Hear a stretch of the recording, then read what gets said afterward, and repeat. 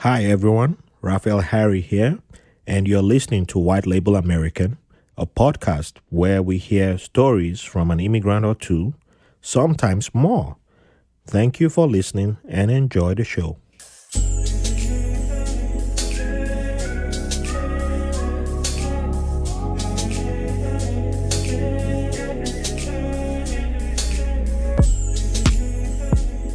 Welcome to White Label American. Thank you all for joining us today. 2022. Keep rocking. And hey, if you haven't subscribed to www.whitelabelamerican.com, please go there, subscribe, catch up on old episodes, new episodes. If you want to leave us a donation, you can buy us coffee, or you can join Patreon and become, a full-time loyalist. And there's benefits to doing either or. Yeah, you can go. Well, our merch store has added more stuff. So you got t-shirts, hoodies, mugs, stickers, presents for your loved ones. If you have a secret family, don't leave them out of it. Get them some presents too. Hook everybody up. So we show love to everybody. So we're not judging here. But man, do the needful. Don't say I'm the one that told you to go get a secret family. I'm gonna deny that. Plead the fifth. So with that being said, I am so happy to introduce today's guest. He's an artist, an illustrator, a digital content creator. He's part of the Tokyo Bronx ACG team. He's also into comics like myself, but this guy is more legit than myself because he can actually make comics happen for you. So He's someone I would highly recommend that you reach out to, and he can make you look. He can put you in a comic book. I'll say that. So yes, I have the honor of having Shawn Hill join us today. How you doing today, brother? I'm doing well. Thank you for all those praises there. And yes, I will make you into a comic book if you'd like to. If not, that's cool. You could just reach out and say hello. I like that as well. How you doing? Thank you for having me on your show. Hey, my pleasure. And shout out to Ian Dorian for the introduction. That's the guy. And he's also a listener, and I'm happy to have him as a fan. And again, thank you again, Ian, for your and the crew over there for your time and letting me interview you. I just got to give him thank you. Oh, yes, the crew at PKMM Entertainment. Last week's episode, well, not last week's episode, episode 106, I mistakenly said PKKM instead of PKMM. So PKMM Entertainment. So make sure you check them out. And that reminds me, I forgot to mention my recommendation before kicking off the episode. And I've heard of this show for a long time. Mm-hmm. I haven't watched it, but everyone who's watched it or who's watching it always says something positive about it, and it's hilarious. Mm-hmm. I finally got access to HBO Max thanks to another listener and good friend of mine. And man, I said, let me check out Curb Your Enthusiasm. Yo. I said, let me check it out. Larry David, goodness, that guy. Oh, listen. Are you a Seinfeld fan? I honestly, I never really watched Seinfeld because we didn't get Seinfeld back in Nigeria that much. It wasn't. We got it, but it wasn't consistent. Right. Where I lived. So it's either you could get it today, you could get it in 2 weeks' time or 1 month's time. So it wasn't something that I got into. You understand? Yeah. But it was. So I never really knew who Larry David was. Maybe I'd seen him in movies or stuff, but I never took. I don't know. I never took him as somebody I should be looking out for. But I always heard about this show, even when I had HBO access for a while I was living in Texas, and after I moved to New York, and I was like, why would I watch this show? I don't know.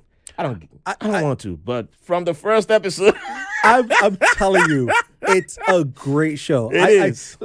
I'm glad that you discovered it. Like me and my friends, we love it. We'll talk about it. The brilliance of the show is that everything is improv. That's what I heard.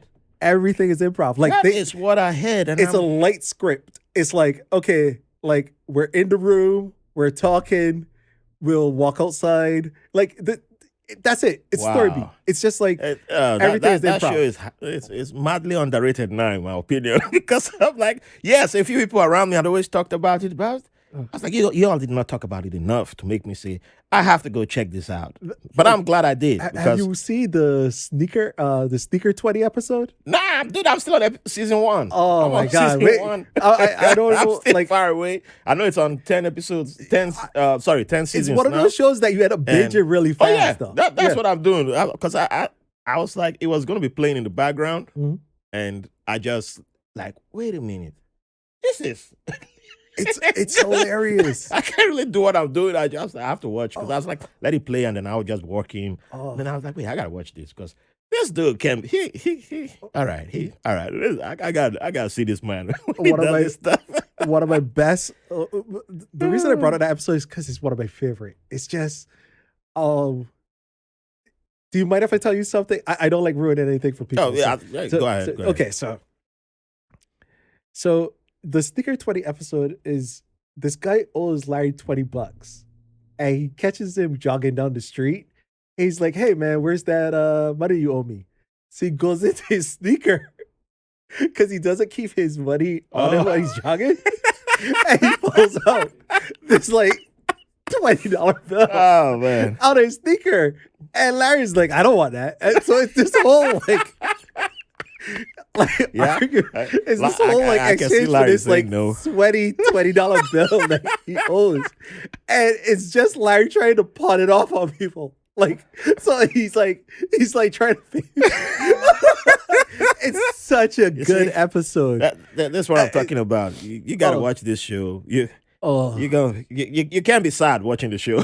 oh, dude. Except you don't like that type of comedy. Okay, I get it. But Oh, he's such a bad Honestly, person. yeah. But he's just like lovable. And I think the show that does that for me as well is Always Sunny. Oh in yeah, Philadelphia. I haven't watched that in a long time. But they're so horrible. But you just can't stop loving them. Like you just want to see what's the next horrible thing they do. Oh man, that's But I'm glad that's a good recommendation. It is. I It is. recommend you. Yeah. I co-sign this. I know this is my first time on this podcast. But Hey, I first co-sign of many. Oh yeah, I can't wait to come back. This is exciting. I'm loving your space here. All right. So before we dive into you properly, I'd like to give a shout out to the team that you're part of, Mm-hmm. Tokyo Bronx ACG. Yeah. So for those who aren't familiar with that, what's can you tell us a little bit about it? So Tokyo brought ACG came together as an idea of we are like anime, comic book, manga fans, and what it is like there's a bustling community of like anime. Do I call them nerds? I don't. Whatever. Enthusiasts. There we Yeah. go. Let's use this word. Because everybody's a nerd. Yeah. We're all nerds. Yeah. But the Bronx is having this really great anime scene. Like we love it. Like right now, if people don't know this, comic books are actually down in America, and manga anime is up. Mm. So the younger kids are more into anime and manga instead of comic books, like most of our generation. Like all our Gen Xers and millennials are comic book guys. Or if you are a millennial, you're in between. You Yes. kind of love comic books and you still read manga too, right? But all the younger kids are into manga and anime. So we have a love for it. Shout out to Rosa and Gary and the whole crew out there. And like Rosa, she's into cosplay. She's really into the Tokyo lifestyle. She hosts conventions, so she does the whole anime convention scene. Yeah. She also ran a couple of interview shows over there on Tokyo Bronx ACG. She actually manages our Instagram page Oh, and lovely. the YouTube channel that we Yeah. just opened up recently. Mhm. So we're doing a lot of stuff there. We're trying to show like we love anime. We do a lot of different communities things as well. She just did a cosplay. I'm trying to find the correct words. A cosplay like training course where it's more like teaching people how to make their costumes. Oh, I should have attended that. Yeah. I don't know So if so I'll we're have the part of. patience to do it, but I should have. Who would you cosplay? Oh, dude, I keep it simple and easy, man. This last Halloween was the first time I ever attempted something seriously. Nice. And I got a 3D printer of Lady Loki's helmet. And the rest, I didn't need to. I just had it in my wardrobe: green tie, white Nice. shirt, Nice. and then I wore the same tie. I wore it twice for 2 days because I took my daughter to an event, and Mm, um, so the first day I wore green pants, and then the mm. next day I wore orange pants. And I got compliments from kids on both days, like, "Oh, you're a nice looking Loki." I'm like, Yeah, well, yeah, yeah. It's a growing thing. Like people are having cosplay channels, all this different stuff. So we just want to be a part of it. yeah, So right now we're just trying to grow it as much as possible. Um, a lot of people kind of have this idea that anime is this new thing or manga is the new thing, it's young people thing. hmm, But a lot of the old heads were really into it as well. A that's lot of right. comic book guys too. So, Hmm. we grew up on like Gigantor, Astro Boy. You were really into Akira, Japanese anime back yeah, in the day. So it's just us showing our love for it, and especially being from the Bronx as well. And we're just trying to build a community as much as possible. So love it. what I do at Tokyo Bronx is I host a show called The Chat, where I try to interview creatives and also the people that give them those creative platforms in the Bronx, so that people will know where to go, where to share. Um, I interview artists, I interview business owners, organization owners, even musicians. So I just wanted to show and highlight the beauty that is the Bronx, how many creative people are out there, and also show that maybe what you're thinking is of doing, a lot of us, we kind of downplay what we're doing. We're like, oh, that's stupid, it's dumb. Or you listen to outside forces. Hey, somebody's doing what you want to do. Yeah, Maybe this is a way of maybe being inspired. You don't have to do it exactly that way, true. but here's some inspiration for you. So that was my goal there. And the team is amazing. Yeah, we're just out there trying to get a lot of stuff done and highlighting the community as much as possible. Lovely. And I've seen some of your work, Oh, and thank you. I've been fortunate enough to attend. Attended the panel. I can't recall what panel it was at Comic Con, and you were Yes. on camera duty. Yeah. And was that Gary that was speaking? It was Ed. So Ed. Ed is the Okay. other part of Tokyo Bronx. Yeah. He's yeah, he's the glue that holds us together, man. Lovely. He's a Shout teacher. out, Ed. Shout out to Ed. Yeah. He's a teacher. Yes. Yes. I Yeah, remember he's an now. educator, Yeah. and both Gary and Ed are educators. So they, I'm trying to find the right words. I like to say.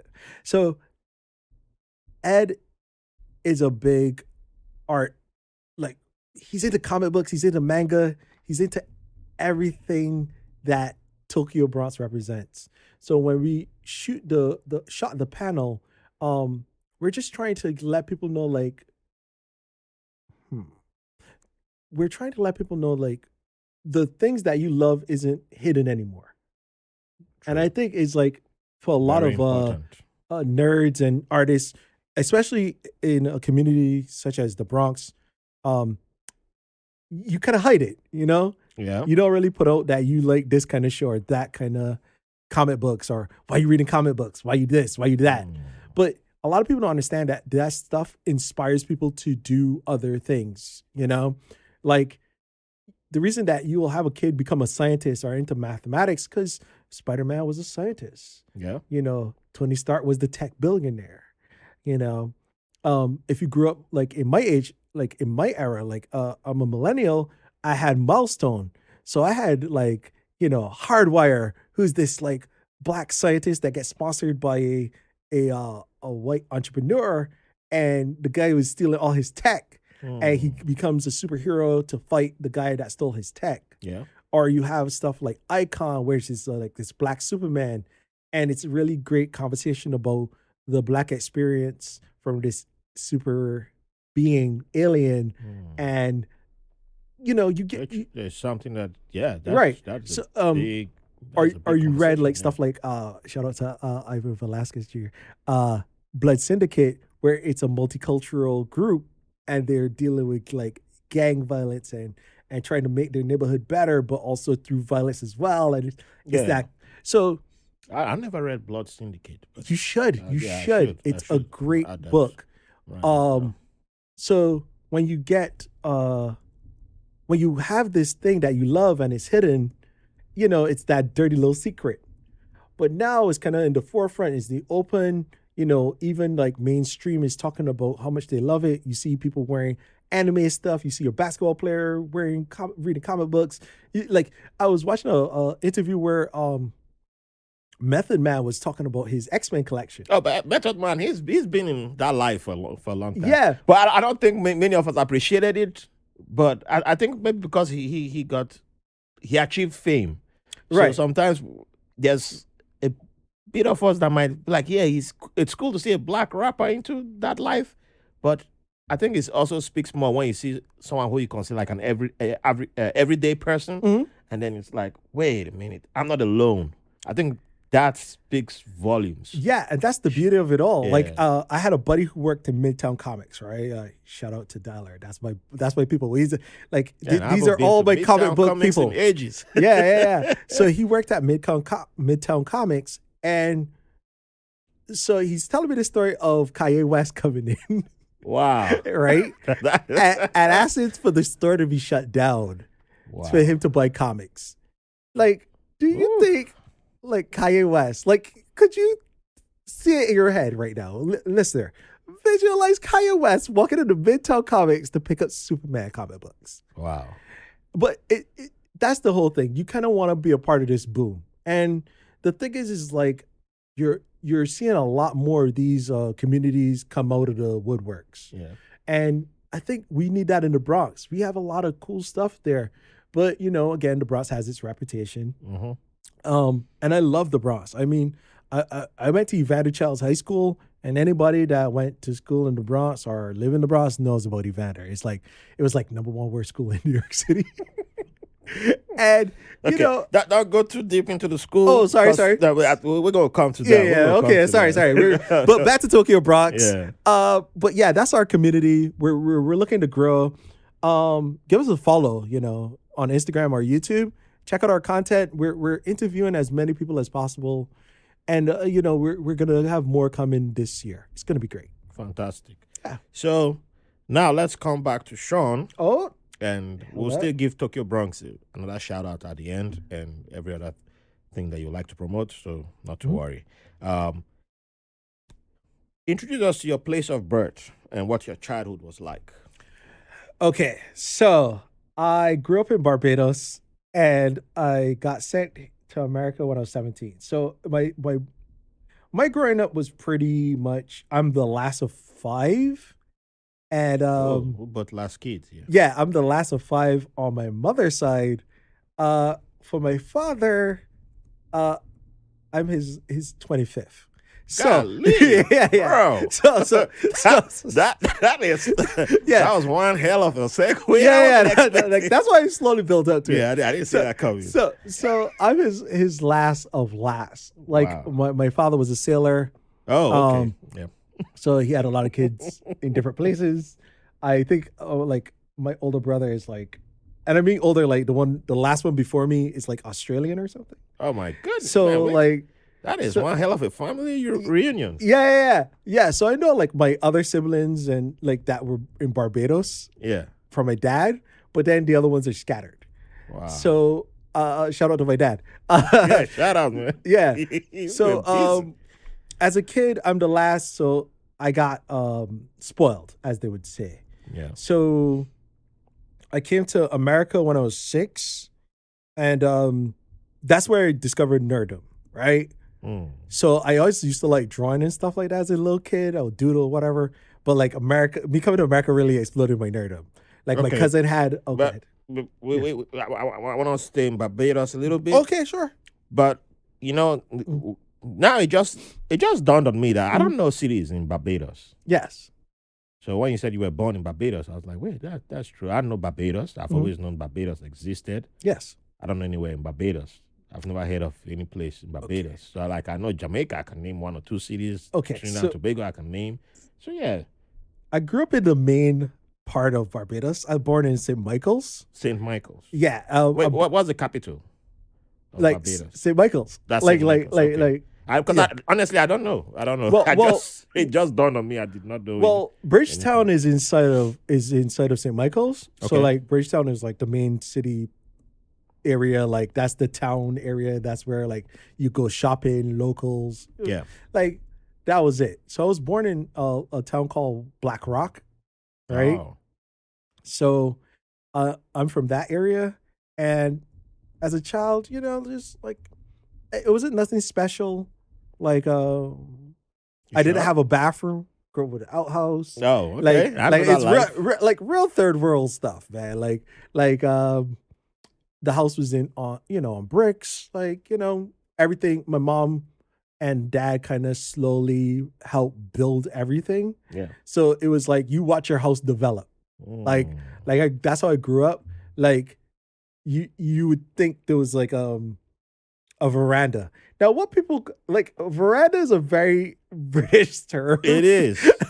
So I use that here. Nobody understands what you're saying. right. I even stopped using it. So a veranda is usually like the outdoor sitting area that most people have. Like American houses don't really have it. No. But like literally you will have like chairs and there's a stairwell and it's just like the waiting place that you will stand up until you get into the house. Yeah. So I watched my veranda get built. I saw my bathroom as I grew up, and like again, I'm an '80s baby. So by the time I hit like 92, which I was 6, that was telling. Mhm. I started like my mom and dad started building the bathroom and stuff like that. So we were starting to get more modernized. I grew up washing clothes by hand. Oh man. So like I got so- that skill. Right. So I can't don't stop have, I never, yeah. So I didn't have like a washing machine until later on. I did have TV, but that's why I kind of went to that point of talking about going to America at 6. Yeah. Cause that's how, like, I had an Atari in our house. We had an Atari. What was that? Atari, like, what is it, 2600, like the old video game console with the dials. I had an Atari, like when I was like in the 90s. See, you are more bougie than me. Oh, people would think that, but it's just like think about this, That's right? what I had to ask. Like, wait, what was that? I had to juggle my brain. Look at Atari is like from the like 70s, 80s system. So I had an Atari. Not for us over there. Right. Okay, so here's the thing that people who maybe Bages know this that grew up there. So we had Days of Our Lives. Like we had one channel, it was called CBC, right? Mm-hmm. And they used to show Days of Our Lives at 6:00 every day. Weekdays from Monday to Friday. And our version of Days of Our Lives wasn't modern. It was from the 70s. Oh, So yeah. we were watching Days of Our Lives with characters that was already dead Ah, in real life. man. And it was like, this was the show to watch though. So you watch Yep. Days of Our Lives, right? And you would be like stuck in the 70s. So as a kid, but like me growing up was very weird. Like I love 70s disco music. Yeah. Because again, We- that's we- what I grew up with. I'm laughing here because you just made me recall why I'm not current with Fresh Prince of Bel-Air, because it was the same thing. It was the older episodes we're getting, and you'd be thinking that you're watching new episodes. And then when I see people, people always talk, oh, if this episode was like my favorite episode, I'm like, when did this happen in Fresh Prince of Bel-Air? Oh, it bugged us out one time when happened in my they life. filmed the episode of Days of Our Lives in Barbados, and the characters that you were watching on TV Yeah. are old people now. Oh, So man. you're like, wait, what happened? What's going on here? So these guys gonna film an episode in Oh, Barbados. man. And they're like ancient, and we're like been watching them since the 70s. I'm in tears, but yeah. So you're like, so my childhood was very different, and I feel that's the same for like most of my friends and Bajan kids. So the reason I tell you the whole comic book story of me going to America and discovering nerdom, like that's when I started playing like video games. Mhm. Because my cousin had like a Sega Master System. And then my first comic book I ever bought was like Black Widow. Oh. So when I came to America, Fascinating. I discovered the comic book store. I went inside, they had toys. I think I bought like I had like $10. I bought a $5 Ninja and like 2 comic books and candy and stuff like that. So I bought Black Widow and another comic book. Any particular reason why Black Widow? Oh, hot chick and kicking ass. Yeah. I think that is my like kryptonite for the rest of my life. Because as a kid, also, I sorry I'm jumping back and forth to you listeners, but as a kid also, I grew up on Kung Fu flicks. Yeah. And oh my goodness, Yeah. my mom had a thing. She was like, "Shaw, you like Asian women, huh?" Like my mom did not like how I was looking at these because back in those days you had those Asian kung fu's where they were making a lot of female heroes. Mm-hmm. So like stuff like Come Drink With Me, Lady Street Fighter. Lady Street Fighter. Yeah. I think I remember that. So you had I recall it. But I right. don't remember. So you had all these female heroes blowing up in those eras. Yeah. So I'd be like, oh, she's cool. Oh, yeah. I just recalled.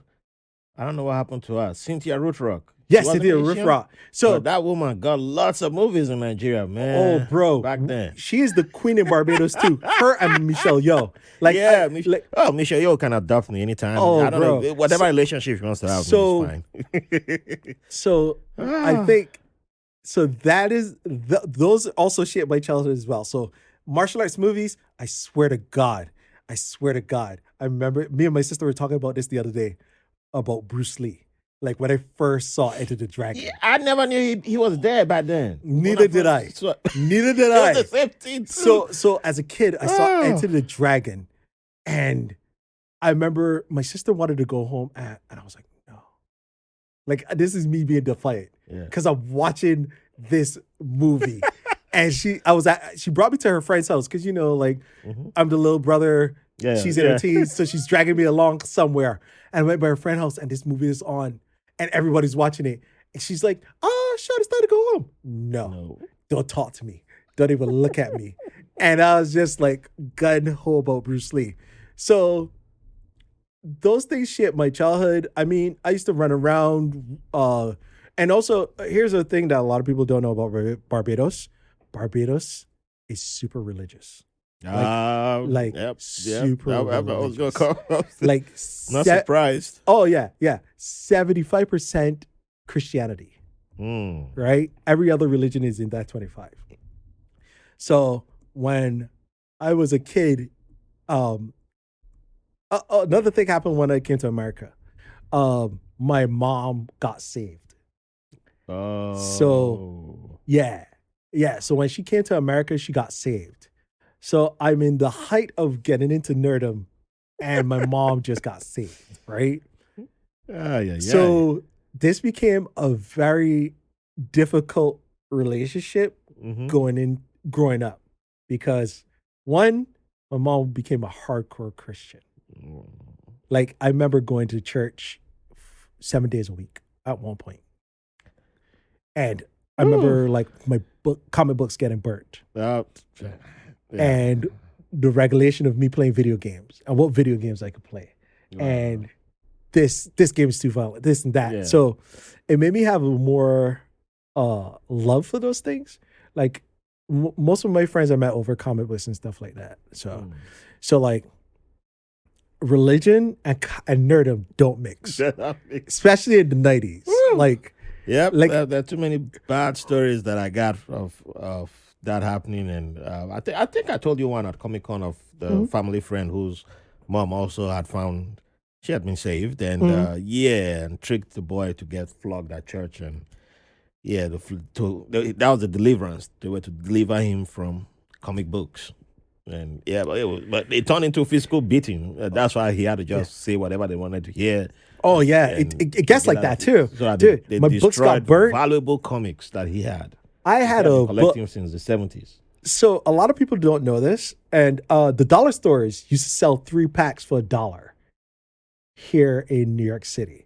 So you can go to the dollar store and get like 3 comic books for $1.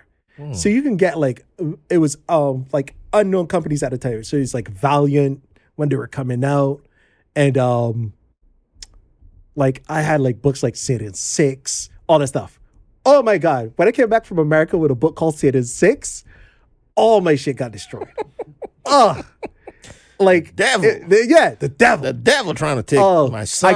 I got and then also so I remember telling you I was the last of 5 for my mother. Yeah. So I have 4 other siblings, different well, the 3 in the middle have the same father. My oldest brother has a different father. My oldest brother got sent to England because he's an artist as well. Okay. So he got sent there, to on a scholarship. He came back religious. Oh no, well, that's not the place you expect. But I'm not surprised. But so my brother became like super religious. My house became super religious. Like there was nothing but Jesus. So when I was drawing my comic book stuff, I would get all my comic book stuff from school, like my friends in school. Yeah. Hang out with my friends. I wouldn't really be home, but anytime I draw something, it would get chastised. Ooh. Holy, you can't draw nothing pretty. You gotta draw that with that devil eyes all the time. That's all I would ever hear. So, that's growing up in as a comic book nerd and fan in Barbados. Like, and then the other thing too is like I said, we have one channel, so Barbados would get like all the weird shows. Like I grew up watching The Flash. I grew up watching stuff like My Secret Identity. Like if I don't you recall that one. holy, it's There's a show I'm trying to remember. I think that's from the British. It was from the British side of the. I think it was a Caribbean family in Britain. yes, Desmond's. Desmond's? Yeah. Yeah. That was the show. Yeah, I grew up on the Desmonds. Okay. I grew up. Maybe that was the one that was more current. Yeah. If I'm that taking was a correct. wild guess. It was But correct. every other show, like Martin was probably after the show ended that they sent it to us. Yep. So Every other team was, I grew up on old school stuff. I grew up on Mr. Bean. I grew up on Oh, yeah, Mr. Bean. Yeah. Oh, my goodness. Oh, boy. So I grew up on a lot of cool stuff, right? But here's the thing. Okay, so as a kid, I hated horror movies. Oh, same here. I didn't like being afraid. And my sisters would torture me because they would watch horror movies. Oh, yeah. So then after that, I was like, you know what? Screw it. I'm going to get into horror. So I got really into So now I became horror. You're the opposite. Yeah. I stopped being a pussy and I got really into horror. I don't know if I could curse, but anyway. No, you can. Yeah, You can. thank you. Yeah. It's up to you. How you feel. Yeah. I'm enjoying this conversation. It's really good. So I grew up being a horror fanatic, like later on in life, like Wow. because they would like just like it would be relentless. They would watch like shitty horror movies, Yeah. like, but it was just like they would not let me. Like I was hiding behind the couch whenever they were That's watching. what I used to do, hiding behind the couch, Right. because I was supposed to be in bed. And then for some reason, nobody could tell that I had snuck all the way to the couch and I'll be there watching. And then it's like I could time it just at maybe like the last 4 or 5 minutes or just before the end credits would come up. I would just start moving away, sneaking, and then get back in bed.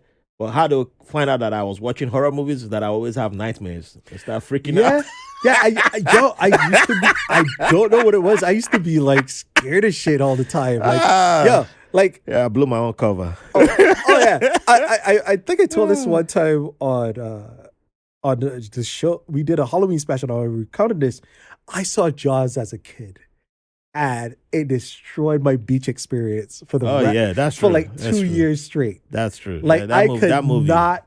I was a professional sandbather. I would not go into the water for nothing. I would just be like, "Nah, this is it. The What if sand the is shark amazing. comes? Look, feel it." Like people were like, it's "Shawn, like- you got to get in the car now. Walk home. I don't want to get in the car because getting in the car means you got to wash off Yeah. the sand off of you. I had so much sand on me that I actually had to get into the sea. And I'm like, no. And I was like, literally telling someone, like, somebody literally had to pick me up and snatch me and jump into the water with me and hold me there. And I was like, no.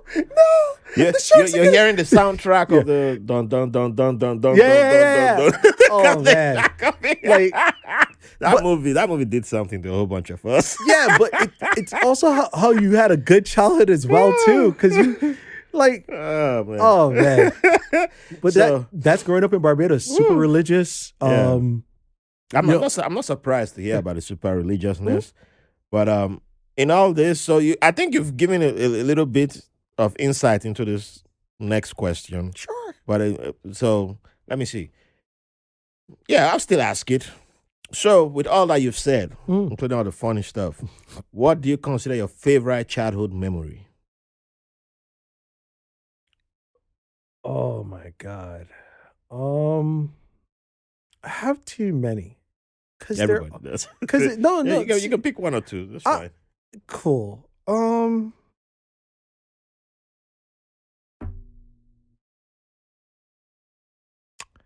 I think one of my favorite memories is still like coming to America. It was just different, and as a little kid, Hmm. flying on a plane, I enjoyed myself. I was staying with my aunt and my cousin at the time. You know, every it was just the discovery. Like I remember, like as a kid, I got to see Mike Tyson and his bike crew, or I don't want to call him a gang. That's not the term. Like as a Mike kid, Tyson had a bike crew? yeah, he used Oh, to a gang? ride through Brooklyn with his Oh, crew. oh, And I saw them as a kid. Like everyone's like, "Oh, it's Mike Tyson," and he was at the front. I believe was he on a Raptor? No, he was on like one of those big Harleys, and him and his crew was just like riding through Brooklyn, oh, and wow. it was just like, I, I was never aware of that. yeah, it was just this like um this click. Like America just was like that place I wanted to be. And I think that's one of my good childhood memories. Um, Another really good childhood memory is just like, hmm, I just remember hanging out with my friends. Like, I like I never take anything for granted because it helped make me who I am. Hmm. But I definitely think the trip to America it was the eye opener for me. After that, I was just coming to America every year. Yeah. I have brothers and sisters that were sent over here, so they would send for me, and I'll spend either the summer or the winter here. And I just like it was just discovery for me, you know. So, and then going back home to Barbados, like it's a mixed bag because like when you live in a really strict religious household, you know, get it away from that is the like the best part of life. So, Yeah. so like like Yeah, you had a small taste of freedom. yeah, yeah. But really and truly, just I love like roaming. As a kid, I just love roaming around. Mm. I love like walking around, seeing people visiting. I didn't really care if you didn't were there or not there. It's just the whole, like, it was weird. As a kid, I just love like, oh, okay, I got one now. The arcade scene in Barbados. I used to go to the arcade with a buddy of mine. Shout out to Steve. We would just like go and play video games. We'll save up lunch money and we'll take the bus to town and go and play video games. And the arcade scene was amazing. I was talking about this recently as well.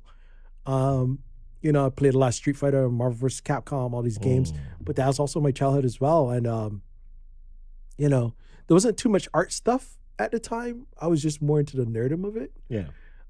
Because again, like, not for nothing, being an artist and a creative, and also being inside of a very strict religious household, like, you don't get to express yourself that much. You Hmm. know, you And don't. what was even being an artist an option that was given to you in when you're in an environment like that? Mm, I don't think that's something that lots of kids who I know are artists today. mhm, It wasn't like I know for me being an anything artist wasn't an option because as a kid the only people who had seen or heard being addressed as artists were white people from Europe or North America. So mm, I just assumed black people didn't do it. And then you had a fine arts teacher at school. You were supposed to draw, and then later you didn't have a fine arts teacher because they couldn't, for whatever reason, there was nobody to mm, teach arts. mm, So but it was like, it's not really an important subject. So why do you teach arts anyway? And so it was like the school it was more acceptable. I don't think parents had a big deal because if you didn't have a math teacher, an English teacher, or a science teacher, there would be an uproar like how dare this school not have teachers in those subjects. But if there was no fine arts teacher, well, that's that. Well, who wants to be a fine arts? Who wants to grow in fine arts? And So, I think a lot of, also the other thing is there's a lot of people project their a lot of, and I'm not saying this is as a bad thing. I think a lot of teachers project their standards or their ideals onto their students. mhm. And the thing is like, I know that's a very difficult thing to do when you have like in America, the schools are overpopulated, right? Yeah. So you have a lot of students. But back home in Barbados, again, that religion really played straight through. Like, it's weird when you leave home and you go to school and you hang out with your friends and it's still there. Mm. Because, like, a lot of people, okay, here's a little fun fact about Barbados. I used to have to go to Catholic, like, I had to go to mass Yeah. on Wednesdays. So my school was next to, when I was a younger kid, my school was next to a church. So the whole kids were So the lined up Catholic-owned and school. go to church on a Wednesday. And you're there until like noon or something like that. Mhm. You got to get that religion. You got to get that education from God too. Right. So, like, that's actually more important in that sense. That's true. Yeah. I mean, again, it shaped me. It really did shape me. I can't deny, like, Yeah, how- it's how- part how- of us. It shaped us. right. But like, a lot of people just don't get like how ingrained it was in everything you did. Like, even though you are going to school, hanging out with your friends, or doing anything else, like, religion plays a, like, you'll have morning assembly. You had to say a prayer. You had Yeah. to do this. He did You had the to learn same. choir. Oh my God. You had choir. There's actually a show in Barbados called Time to Sing, right? Where on a Sunday, oh yeah, okay, here's a crazy thing. All right, before I get to Time to Sing. In Barbados on a Sunday, nothing but religious music, gospel, whatever it is. Yeah. And religious programming plays on television. Except for Oprah. See?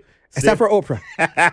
That is mad similar to, well, all the Christian dominated parts of Nigeria, because that's the same thing. It's Sunday, it's from the morning it begins. Right. It's one sermon after another sermon.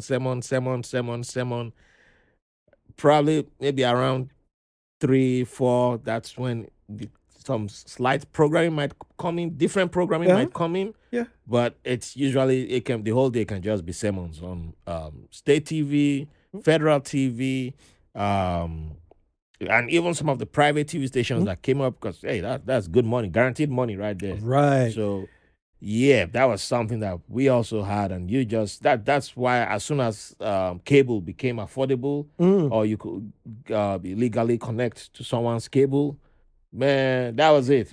That was it. Nobody's Yeah. watching local TV anymore. It's like, bye. 'Cause Yeah. why would I?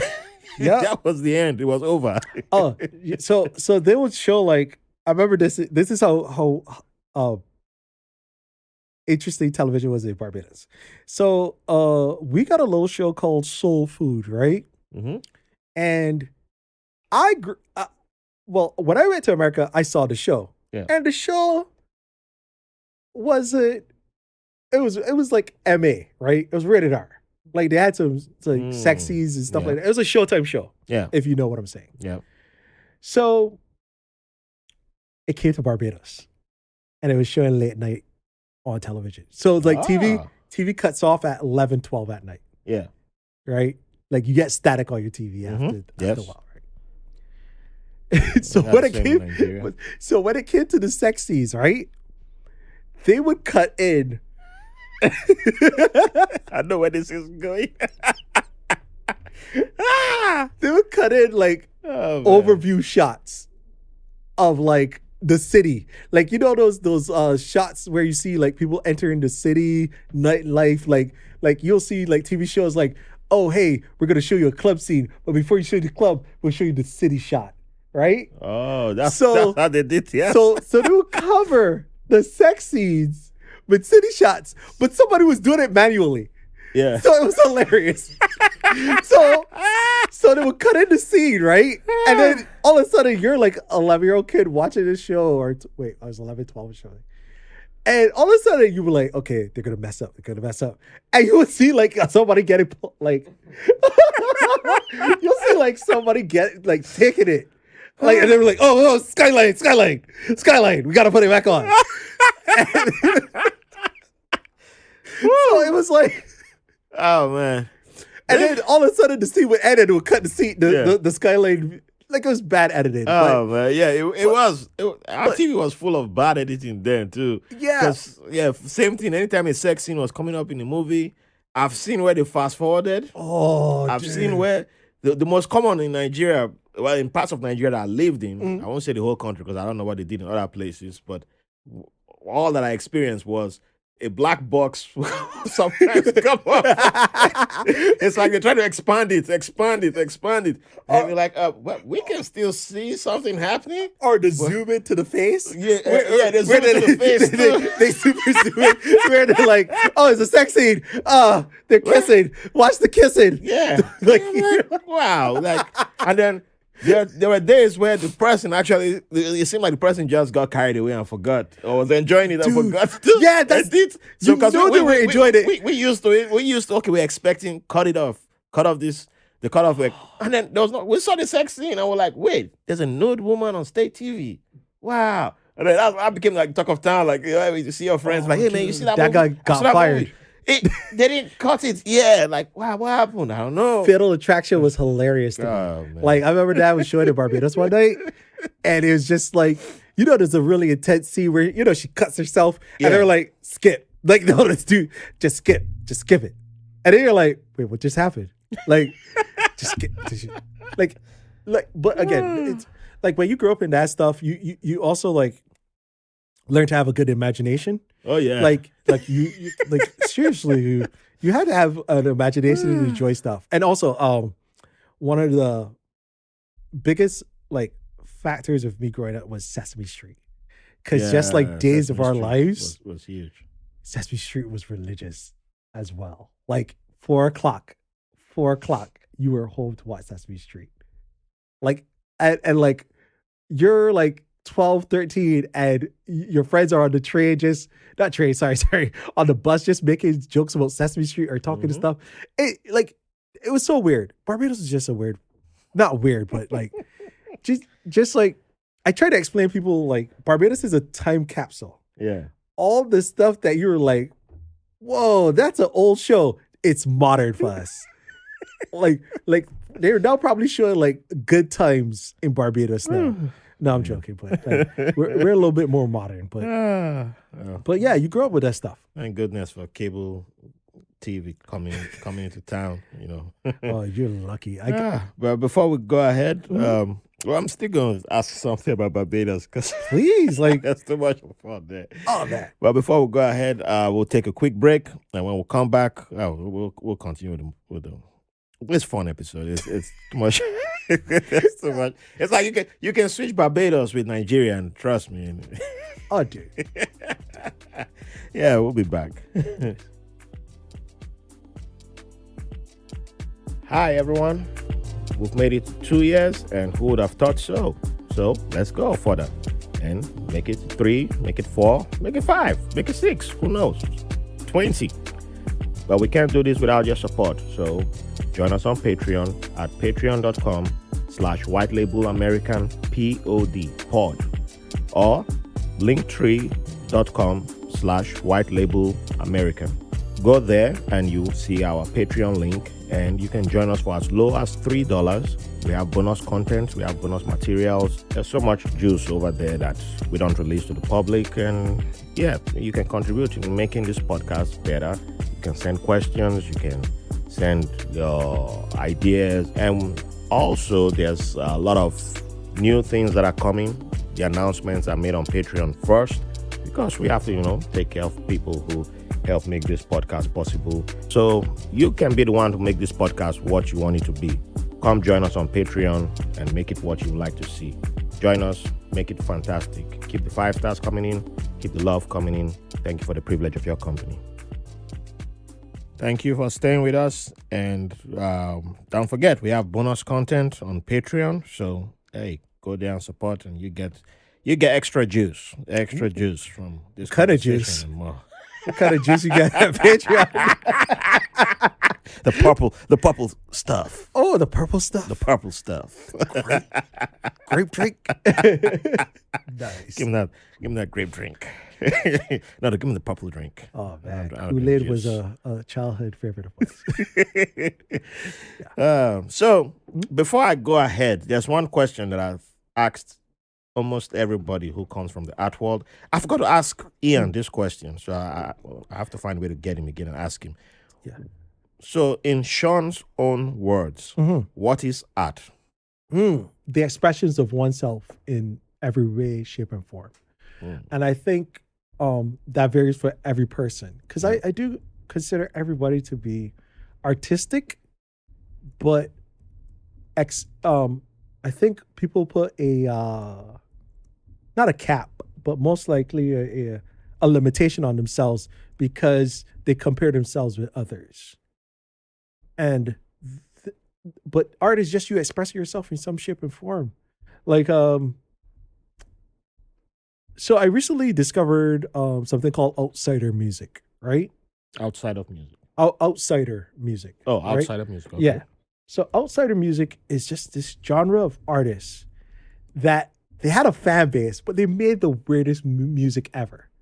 Oh. It was off key, off beat. It was created right on the spot. And there's a beauty to it, right? You sure you're not talking about me? Yeah, it could be you. I can't wait for the Outsider album. It We're gonna sounds like we're gonna me. drop it for 2022. It's gonna be amazing. My long-awaited rap album. Yeah. Makes it out there. No, I can't rap. Don't So worry. so these people, like I think the band is called The Shearers. So they're like the most popular one, right? Well known. Okay. Like Rolling Stone has them as one of the bands you must listen to before you die. Oh wow. So it's these Fascinating. triplets, right? So the story is their father went and got a palm reading. And the palm reader told him that his children would be the most famous musicians in the world. So he takes his daughters out of school, buys them instruments, puts them inside of a music studio, and tells them to make music. And they make this album. Wow. And it's just the most authentic piece of music ever. Because it's just them with no musical background, no training, making music. And the originality of it. Like they're off key, they're not on beat, but it's like the most beautiful stuff ever. And I think that's art. That is not the way I was expecting the story to go, but I applaud. I applaud I guess I have to applaud them because maybe I've listened to too many comedians because I don't think I would have. That's not what I was expecting. Like, wow, that's okay. Yeah. So wow, there's art out there for everyone. So there's like I think because of the internet now, we're a little bit more able to see what other people are diving into. Like, but I think everything is art, man. Like, are you going to be successful with this art? I can't say yes or also no depends to that. on how you define success too. Right, and that's it too. But these like I just was listening to outsider music, like I was just describing. It was just so interesting. It was just this. There's a guy called something Willis, and he has schizophrenia, and he would make music. He made a song called like "Sorry I Got Fat," and it was just like it's him apologizing for getting fat, and it's like the best stuff ever. I respect people like that because but he made like over like 20 albums, and it's just him off the cuff. Wow. He has and the thing is, he had a fan base. Like people would go to his concerts, and he would like perform in like Brooklyn and all these different little venues, but like people would go to his stuff because it was just like, that's why I say it has to be your true expression of yourself, because it was just him being genuine. Everything was off the cuff right there. He was just like, hey, there's a red cup in front of me. And he would make a song about that. And I think that's what art is. I think it's you, like even this in this moment, there's an artistic beauty of us sitting down here having this conversation Oh yeah. and playing tennis, right? We're playing verbal tennis, Hmm. you know?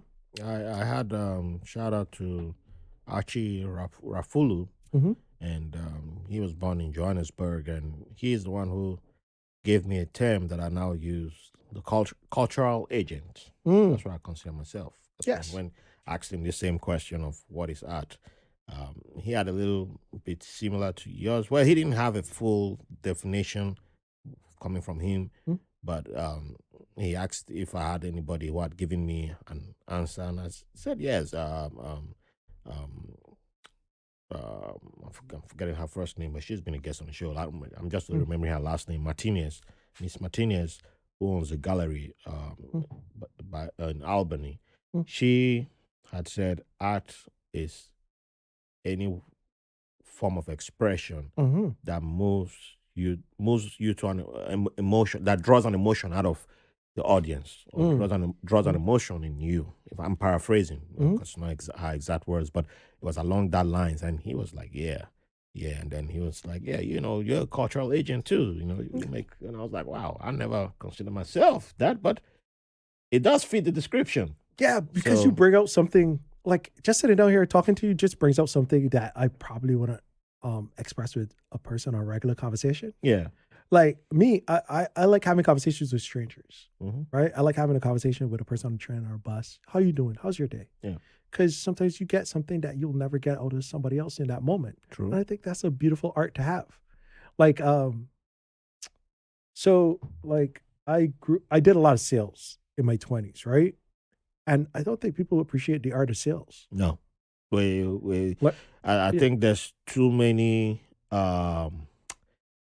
I think it's like most people's first impression of a Mhm, salesperson is from a negative word of mouth, like, oh, mhm, salesman tried to, or saleswoman tried to mhm, con me, or try to force me to mhm, buy stuff that wasn't really, or they were just an irritant, mhm.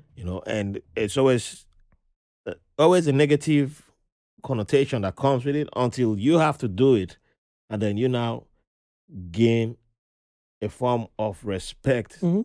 and it's like you hit this you get exposed, and it's like Mm, you mm, ascend mm, above all that noise. I'm like, wow, there's actually this is work, this is a talent.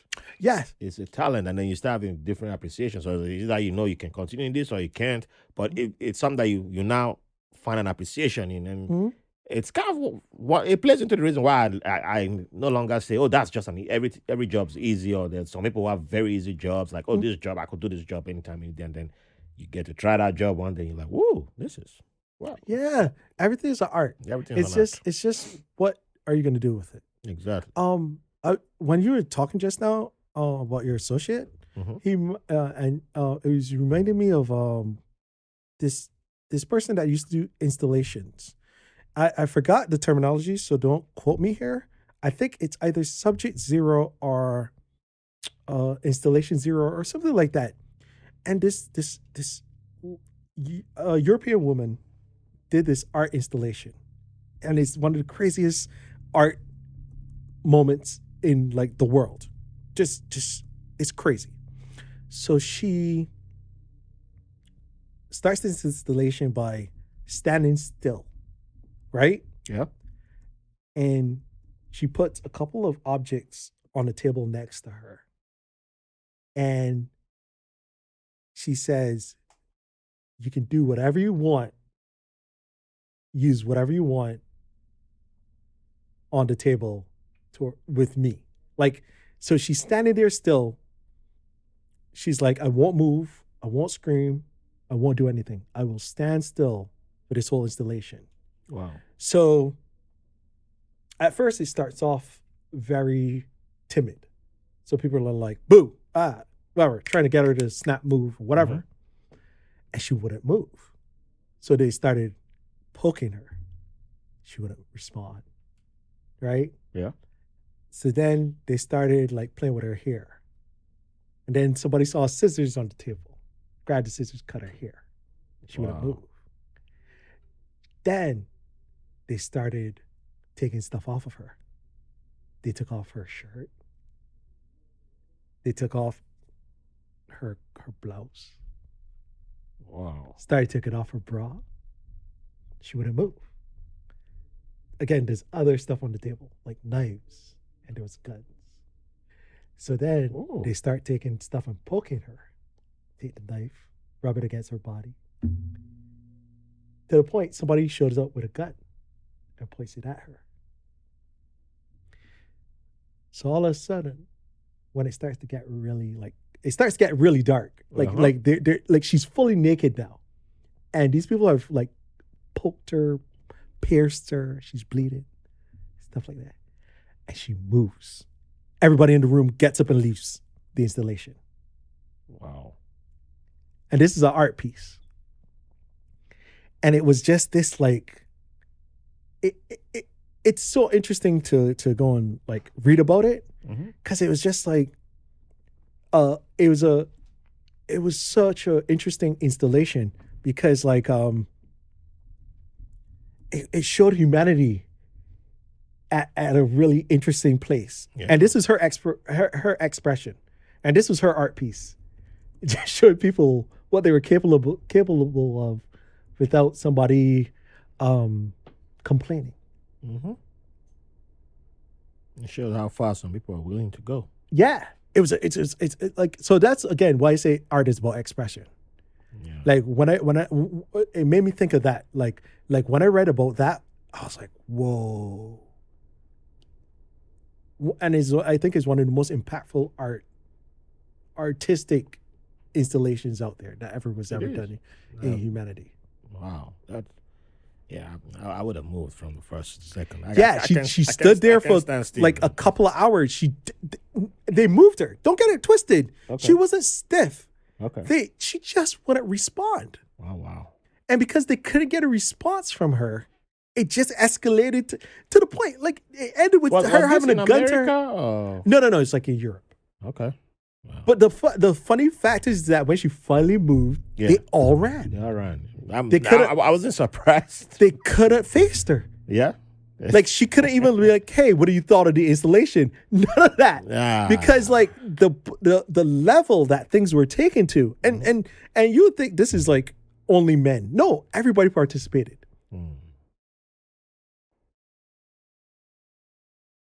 So they stripped her nude, took off her clothes, cut her, pierced her. Aye.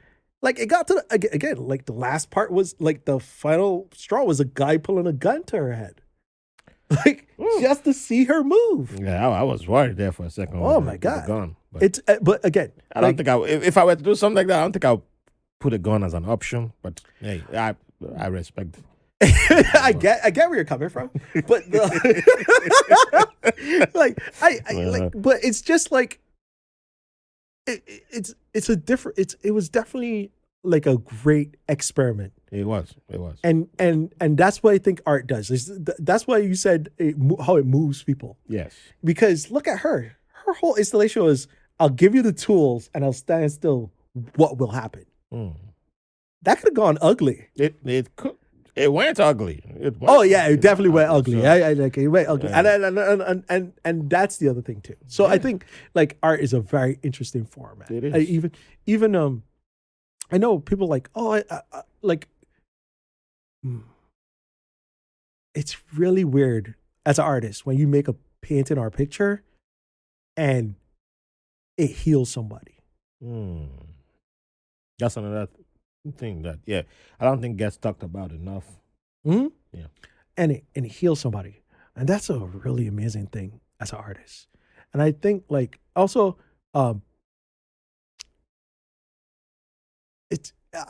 I'll speak for myself. I won't speak for any other artist. I love when I see somebody get healed from my work, or satisfaction, or feel something. And sometimes I don't even mean for that to happen. I just like creating. Isn't that usually the best? Where you just you did your thing. It's not like you had something in the back of your mind. This must happen, but and then you see or hear from someone who had a reaction, and it led to a healing that you in a way that you may not have even considered before you started the work of art that this could be possible, or this work that you just did could result in such an emotion in someone, or to somebody feeling this way? So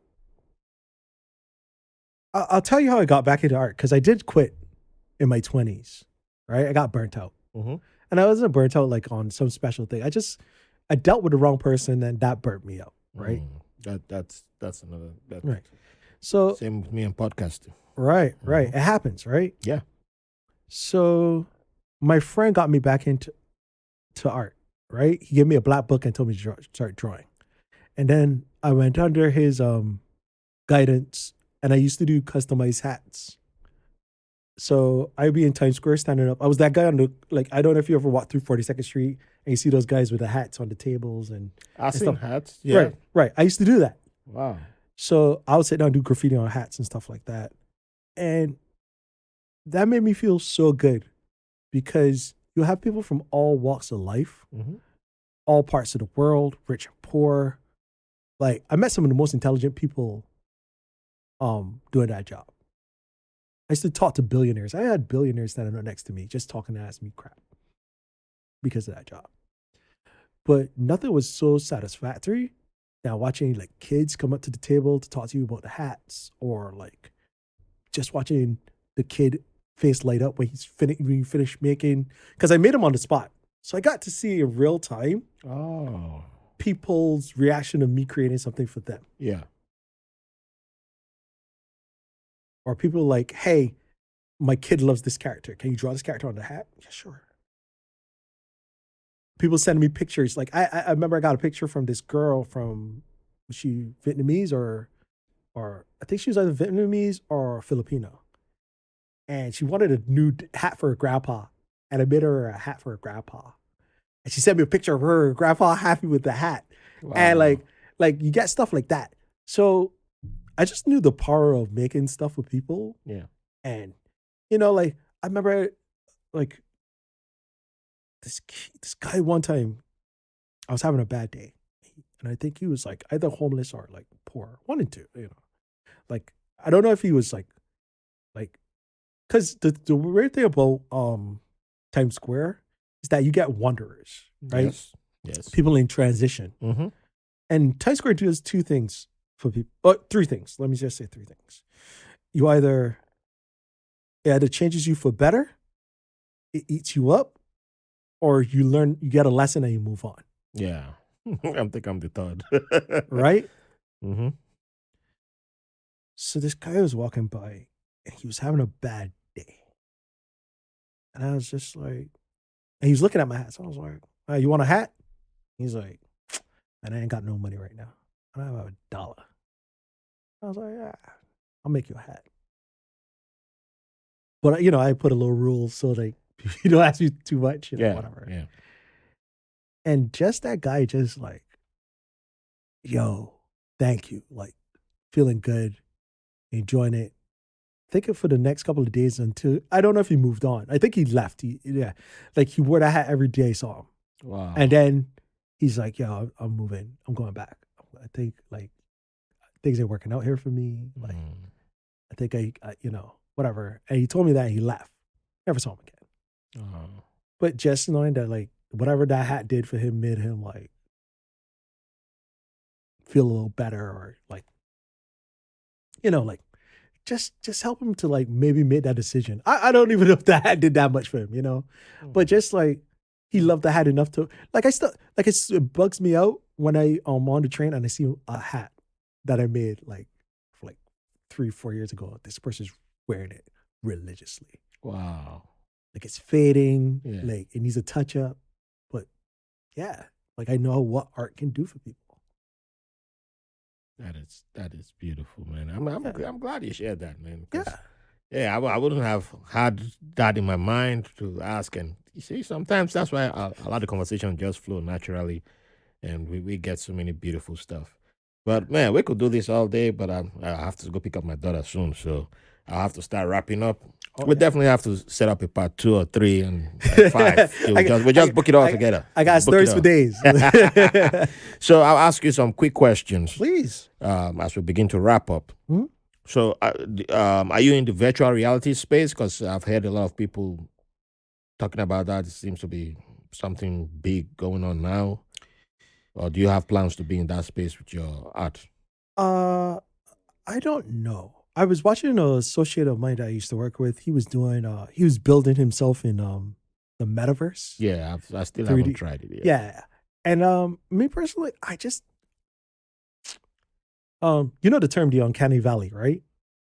The Uncanny Valley. Mm. Nah, It, it sounds familiar, but I okay, don't so the think uncanny so. valley is that thing where your mind does like say you're watching a movie Mm-hmm. and there's CGIing a character in, Yeah.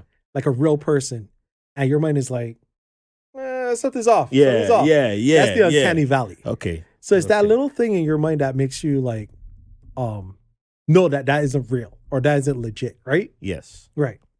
Even as close as they're getting, there's something that makes your mind register that that is a 3D model. Mm. I, I feel that way when it comes to doing entering the virtual space. Like, okay, this is cool and dope. Like I see people doing spray paint in like VR world and stuff like that. But there's a difference to doing it in real life. Yes. I mean, you can mimic it, but it's a difference to feeling something tangible. Mm. Mm-hmm. And I think that's the thing with art is tangibility. And I'm not talking about people that make music or whatever it is. It's just the fact of like we're slowly stepping away from that so much Yeah. that I'm not comfortable with that yet. Even with music, music can still be tangible. I mean, if you go to a concert, Right. it's where you're in the studio Right. doing recording and all that, mixing the music Right. Like together. people don't pay instruments Yeah. anymore, which Yeah. is like you like that's the weirdest thing because people are paying so much money for that now, right? Mm-hmm. They want a live band, they want people to play music, but everybody kind of like forgot about learning it, and they went to the beats and the samples and like making. I mean, I'm not too familiar with it, but it's so weird how we we run away from learning the fundamentals, Yeah. and that's it. There we go. There. It's this running away from fundamentals and going into digital. Oh, digital Like only. I remember working in Times Square one time, and it was interesting. I met these group of kids. They were all digital artists, and I looked at them and I was like, "Hey, let me see your sketchbook." So I pull out my sketchbook and I give it to them, and they're looking through. Oh my god, this is so good! I was like, "Where are your sketchbooks?" Oh, we're all digital artists, Okay. and I'm like, "So you guys don't have a sketchbook?" Yeah. No, we all do everything digital. I mean, And even our friend Ian, I've seen him sketching. right, So, right. But that's how I feel about metaverse. Yeah. Like we're gonna lose something because we're not implementing fundamentals. Well, with that being said, Mhm. wouldn't that uh, So would that make you be in the NFT world?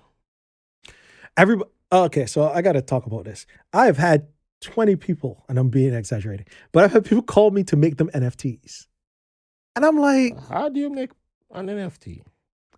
nobody knows. They're calling me to make them an NFT, and I'm like, how do you do it? And I mean, I think there's gonna be a time and a place for it, but we're so in the early stages of it Mhm. that it's a gamble. Like I hear artists with names selling the NFTs for a ridiculous amount of money, which is great, right? Yeah. But then I hear people like that don't even have a clue or don't even have a name selling the NFT. And just to let people know, people do enter the art world to clean money. So Yes, that's just understand this is how some people clean money. mhm. So That's a great point too. Yeah. Yeah. So- I'm NPR out something on that. right. So just to let you know. So what that's the thing with the NFT. Like, what does it do? What does it function? Exactly. That's And like I understand what a comic book is for. Mhm. I understand what a painting is for. I understand if you buy a canvas tomorrow, right? oh, I want to brighten up my room. I want to have a certain atmosphere in this space. This I can relate to this picture. NFT is like I go on my computer and I look at this painting that I don't Eh, understand the benefits of it. I get the money aspect of it. yeah. That's fine. But as an artist, is that what you're after? Hmm. That's as an artist, is that what you have to? That's the question. Yeah. Because I've seen some people who have, wouldn't have expected talking about NFTs, and they're all about NFTs, and I it's just obvious that they've heard there's money to be made, and now they just popped up, and I'm like, that's usually a red flag for me. I know genuine artists in that field, but I also know some people who the only reason they just popped up is like, oh, I saw an article, somebody bought an NFT for $1 million. I got NFTs, but here's the crazy thing and you too, just right? Like a lot of people also don't know that like after you're okay, when people buy a canvas of a certain value, I forgot, is it 5,000 or 10,000?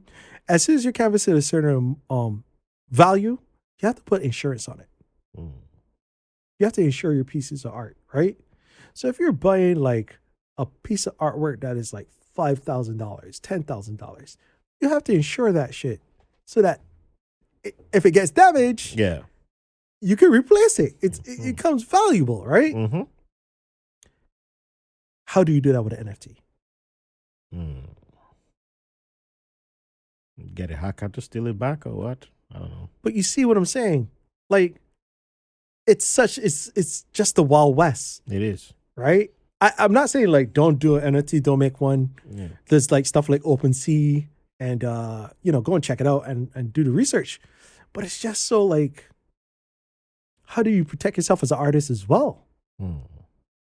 Like I tried to figure it out. I was like, do you put something in the code? I know like you can always go and like put your digital inscription into the file. Yeah. Hackers do it. All these Mm-hmm. programmers do it. They put their signature on the work that they do. But how do you do this with an NFT as an artist? Do you care to know? Do you not know? You just want the money made from it? There's so many questions behind it. Mm. So like, me personally, I'm intrigued. If somebody want to buy some NFT from me for a couple of $1,000 or millions, it's fine. I'll take the money because right. then I could go and do stuff with it. Damn right. But you deserve the money too. So, yeah, I definitely want money. I think it's, and then the other thing is like for you to think that you that and I don't mean you, the listener. I mean like the artist. Yeah. Are so going to be so unique in a sea of artists to sell an NFT for a price that you think it's going to be worth.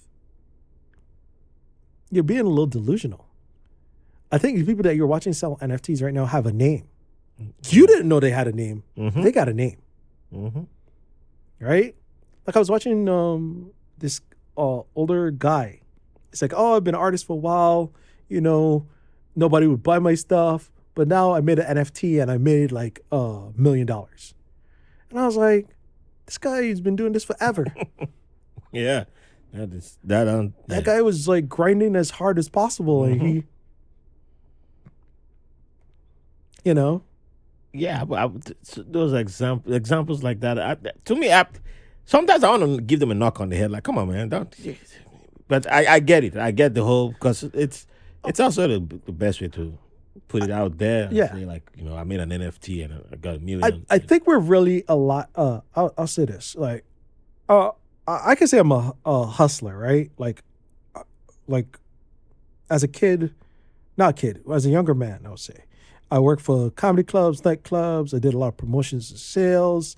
I always had to be running around and doing what I had to do, right? Yeah. So that's just me, naturally. But I think we're in this era of hustle culture. You know what I'm talking about, right? Everybody want to be an entrepreneur. Everybody want to be a hustler. Yeah. You got to make it or manifest it or something like that. And again, these are not knocks about, having that mentality. I just think like at the end of the day, like for every person selling a course, telling you how to manifest or create or hustle or whatever, they're making money off of you.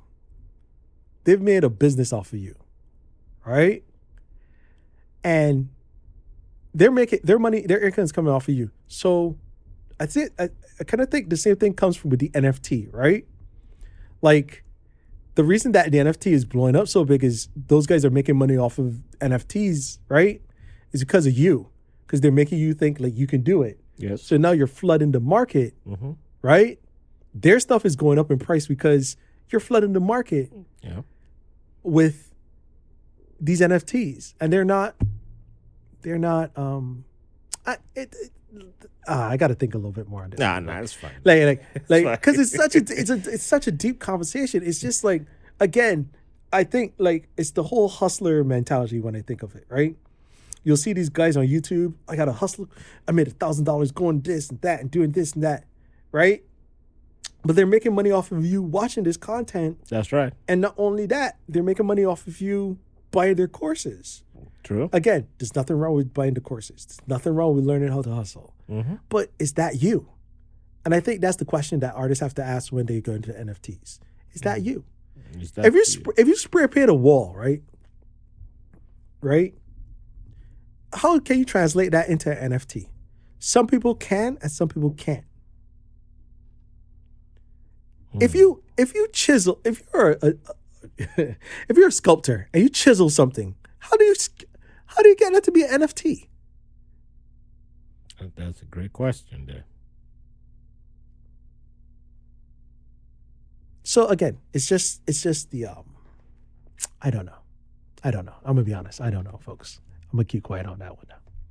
That's why we're gonna get a part 2. Maybe by then, Shawn will be the king of NFTs, and I'm like, hey man, you gotta get on my NFTs and get on it now. But we're like, I'm like, whoa, that changed, that moved quickly. Yeah, it's one of those things like I had to mess with you. No, I'm fine. I love this moment, but it's just a real conversation. It's just like sometimes you sit down, you think about this stuff, and like sometimes it's simple. Yeah. Don't overthink it. Just do it, right? And it's fine. It's another thing at Arsenal, but like I remember the first time trying to get into NFTs, I was just like, you had to download, you had to be on Twitter and you had to be on Telegram. What is it called? Oh, Telegram? Telegram? Yeah. Right. Telegram? The texting app. Right. The texting app. Why you need that? Because there were NFT markets on Telegram. Oh. So there were like chat rooms full of like... That actually speaks to the money laundering thing, though. I ain't gonna lie, because that's what Telegram marketed itself on, that the government can't see. You know? Right. So you had to be on Telegram. So you went on Telegram and you had to get into a room, and you had to, like, I remember it was like, I was in a room and they were like, okay, so we do auctions every Thursday. If you want to do this, you have to send us the artwork, and then we get a cut. And I'm just like, okay. But I guess it's because it's coming more common now. It might get better. I don't know. It might. I don't know, man. We'll see. But thank you for the insight into NFTs. Maybe one day I'm not an expert. Do not take my advice. I'll put my podcast on NFT. Who knows? We'll see. Dude, just bring $10 million. I ain't gonna take $10 million. Oh, dude, just get a piece of paper and just get a black and white brush and write WLA and then NFT. Oh man. So yeah. Final question I have to ask. What would you like to leave the audience with? You've dropped a lot of gems today. So this is you freestyling, and I know there's a lot of good stuff that's already come out from you. So, and we're still gonna need to get you back to get more. So yeah, just leave the audience with maybe it could be from a book you've read or from one of your work of art. Something that maybe okay, that yeah. Okay, I got it. That show you watched in this the 70s show again that you watched in back in Barbados. The show from the 70s that was being played on TV. Days of Our Lives. Could be from Days of Our Lives. Yeah, sure. Don't drink the wine that she serves you. I don't know. Those soap operas were really weird back in the days. Like people get poisoned and it would become a whodunit show or whatever. Show. Yeah. But I think one of the best things that I ever heard. I'll give you two. So one is from Charles Bukowski, who was this German immigrant American. Like his family came from Germany and migrated to America, and he became a poet later on in life. Like he's just this like he was a loser, like for the majority of his life. Yeah. But he worked at the post office, but he has this thing on his grave that says, "Don't try." Don't try. Yeah, don't try. And that always resonates with me because we always try to be something, right? Yeah. But if you just let it happen, it'll naturally come to you.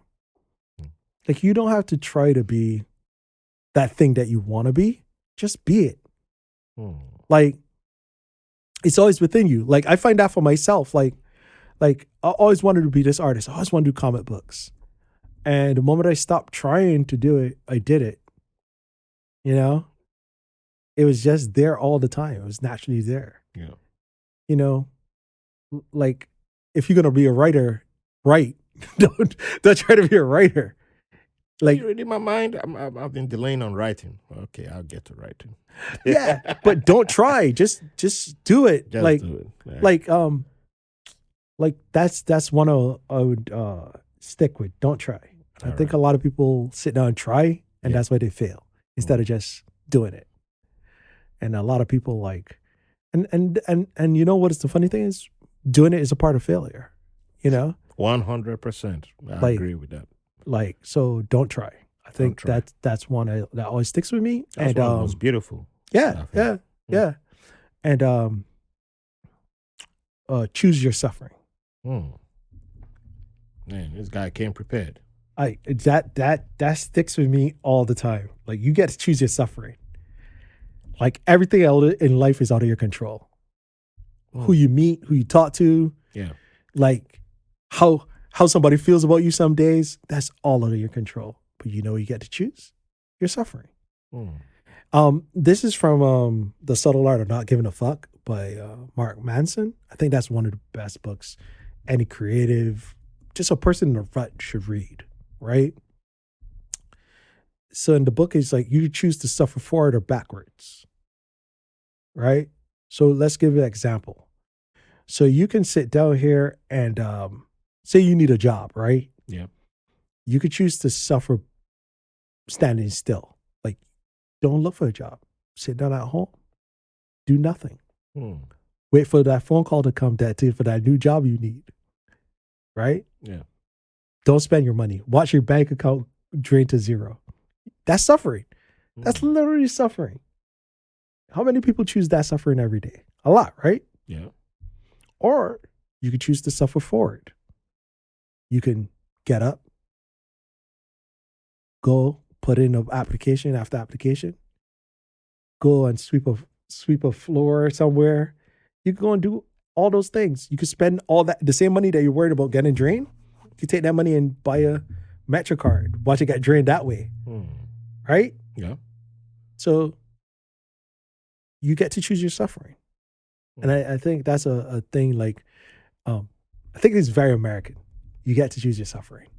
So like, I always think about that all the time. Sometimes I wake up today. Sometimes I wake up today. I was like, today, like, I chose my suffering. I got up, I got on the train, I put on a mask, I walked over here, and I sat down and did this podcast. Or I could be suffering at home, not doing anything at all, and not having a good conversation. And I could be in my own head, trapped right now, thinking of what to do next. Wow. So choose. Choose your suffering. Thank you for those. Yeah. Thank you for both of them. I cherish both of them. These are going into my quotations document. Yeah. I love both. And I'll check out Mark Manson's book too. Yeah, it's a great book. I like that, the Choose Your Suffering, and that's also how I learned about Charles Bukowski too. He's like in the first chapter of the book. Oh, all right. Yeah. Awesome. Yeah. So 2-in-1. Yeah. I recommend that book highly. Like, all right. So, Ken, thank you enough for coming on the show. Sir, as the thank Manjaco people you. of Gambia, the Gambia will say, man, Barang. In my language, Right. the Ijaw from southern Nigeria, we say Umbana. So, you use Swahili, Asante Sana, which is much more popular. But in all, we say thank you, or Dankeschön, for Danke. coming. Yeah. Yeah. And how can Wiedersehen. the audience get in touch with you and appreciate your work? And or if they want to go with Tokyo, both of them, give us a plug-in. So, first of all, let me just say thank you to the host. He did a great job, great questions, good conversations. I had fun. Shout out to the crew here. Can I shout out Walter? Oh, Because- of course. Oh, Easy, thank, yeah? yeah, Walter Give doing him a his great job. flowers. Yeah, doing a great job. Getting me like this guy's been on point with the water. I've not been thirsty for the whole show. So thank you so much for having me here. You can check us out on Tokyo Bronx ACG on Instagram and on YouTube. Right now we're uploading last year's content. It's been a little bit of a rough year, but we're just putting out the videos and interviews that we did last year. Go and check those out. Check out our events that we have coming up. We have a couple of comic book shows, and like we do also like Bronx cosplay. We do a whole bunch of stuff there. So if you're into any of those like interests, like comic books, manga, anime, dressing up, cosplaying, you should come and check us out there at Tokyo Bronx. For me personally, it's Ublinked, UBLINC Ding D. Oh, Ding. D on Instagram. You can check out my artwork there. You can reach out to me for some artwork if you like. I do digital illustration. I also do a bit of graffiti, custom work. I do a lot of stuff. Or just for more great conversations, or if you have questions, feel free to reach out to me on Instagram. That's how you can find us right now. Awesome. Yeah. All right. So, Thank- reach out, keep in touch, keep the love coming in, and I'll see you all at the next episode. Thank you for the privilege of your company. That's a wrap. Yeah. Thank you. Hakuna Matata. All right. There you go. Thanks for listening to White Label American. If you enjoyed the show, we'll appreciate if you rate, review, and subscribe to the podcast wherever you get your podcast from. If you have any questions, comments, or have someone who will be a good guest on the show, or you want to be on the show, send us a message at whitelabelamerican@gmail.com. And make sure to follow us on Facebook and Instagram at White Label American. Thank you for your support.